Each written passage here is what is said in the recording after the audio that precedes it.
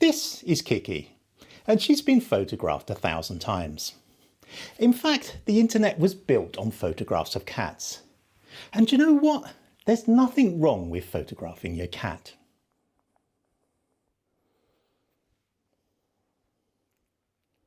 So I guess you've heard all of those before. It seems that some corners of the photographic world look down at photographing cats as if they're somehow illegitimate subjects. Well, today I'm here to set the record straight. In a somewhat tongue-in-cheek way, I'm going to tell you exactly why photographing your cat might just make you a better photographer. So with apologies to the allurophobics watching, here's why you should absolutely be using cats in your photographic training. Let's get into it.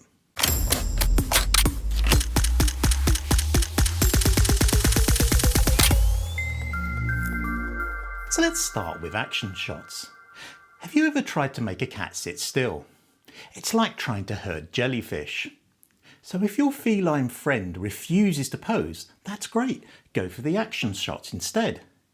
You'll get to practice continuous focus, pre-focusing, fast shutter speeds, or even motion blur if your timing's off, which it probably will be. You'll also need to get used to shooting from angles that would make most yoga teachers proud.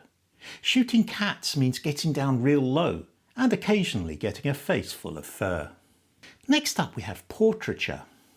Do you know cats sleep up to 20 hours a day? But here's the thing, the moment you pick up a camera, they wake up just enough to wander off.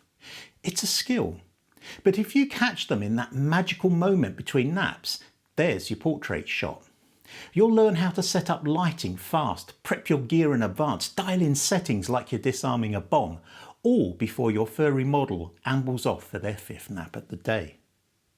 Honestly, they're one of the most challenging portrait subjects you'll ever meet. Next up, we have depth of field. And this is where your cat becomes a depth of field masterclass. Do you want razor thin depth of field? Focus on the eyes. Want the ears and nose sharp? Stop down a little. Want the whole beast from nose to tail crystal clear? Go f16.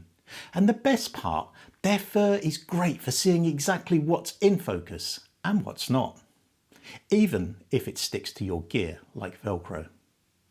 And here's a bonus tip. If you've ever wanted to test just how sharp a lens is, cat's fur is the perfect subject. Next up, we have low light photography. So you've set up your lights perfectly, you're ready, and then the cat leaves. It's a classic.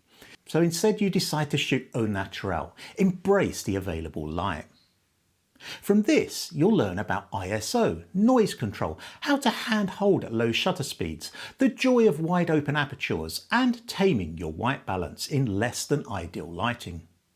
Plus, if you keep things dim, your cat might stay put for a few seconds longer. Win-win. Next up, we have attitude. Are you planning to shoot models, people? Well, you will meet a few that have, let's say, attitude. Cats are a great preparation for this.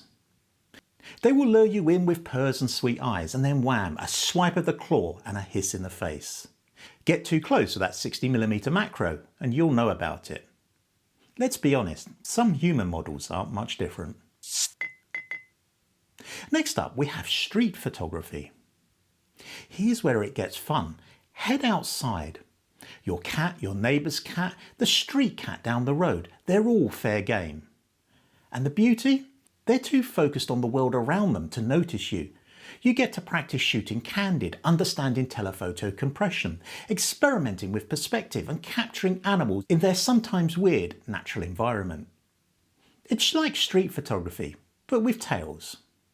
So there you have it. There's at least a year's worth of photographic education in photographing your cat. But perhaps the most important thing you'll learn is patience. If you stay calm, focused, and not throw your camera out the window when photographing cats, then you'll be more than ready for anything photography will throw at you. So have you got any experience of photographing your cat or other people's cats? How did it go? Was it a frustrating exercise, as it often is? Let me know in the comments below. And if you'd like to know the story of how we rescued Kiki from our home in Odessa, I'll leave a link in the description. If you've enjoyed the video, a thumbs up would be fantastic, a subscription would be even better, and I'll see you in the next one.